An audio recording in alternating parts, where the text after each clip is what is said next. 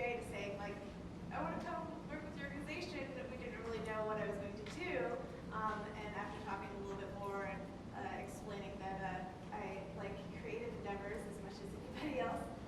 we decided that I'd be able to work on a short documentary. And so what wound up happening is me and my now husband packed all of our things up and flew over to India for 4.5 months, where we lived and stayed and worked and made the commute out for it's about a 2-hour commute from the place where we were living out to these villages that you just saw in the video. And when I arrived, I had a lot of ideas in my head about what to expect and what the situation of water scarcity was being fueled by and what that meant. Probably a lot of you would assume the same thing that I did, which is that you're in heavily populated rural areas, the water is just getting used up, and so the groundwater levels are going down, which is the case, but it's only half of the problem. I found out when I finally got there that a second part of the problem, which you heard a little bit about with the desalination technologies and whatnot, that not only is the water levels going down, but probably about 80% of the land mass in the region that Arad is working in Mewat is actually incredibly saline. It's about as salty as ocean water, actually. And so they can't use it for farming, they can't use it for drinking, they can't use it for cooking. It makes it almost impossible to do anything really, and so people from these villages in the lowlands have to travel a long distance up to the hilly regions of the Aravalli, where there's small pockets of fresh water. And so these small pockets of fresh water wind up getting utilized by enormously large populations in an incredibly unsustainable way. And so the problem that's happening now is these small pockets are the ones that are getting, the groundwater levels that are getting depleted incredibly fast. And not only that, but they're actually, the saline groundwater is getting to the point where it's so much higher than the freshwater levels that the once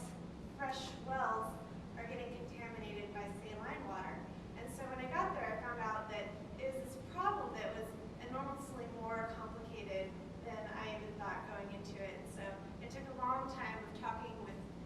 village members in the beginning to try and actually piece out what that meant,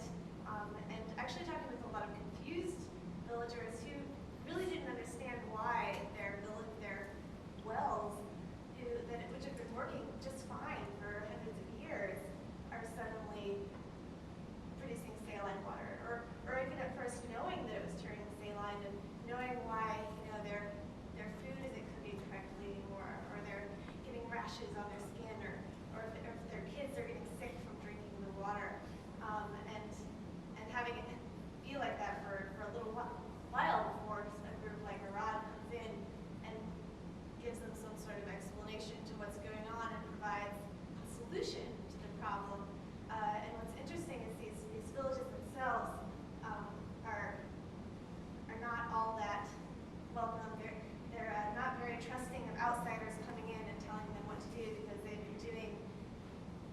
living as they've lived for a really long time. And so when Arad is able to enter these villages, water is one of those few issues that they can really grab onto, because beyond, instead of going in and saying, we're going to teach your daughters how to read, which is a semi-controversial issue in some of these regions, telling them we can help you have water again is something that everybody can sort of hop on board a little bit more easily. And when they're actually successful at doing that, that's a way to win hearts and minds and trust. And so I was lucky enough to go to a village that had already gone through this process. And so me, as a white American female coming into the villages, even if I was dressed like this, I stood out like a thumb, like a sore thumb when I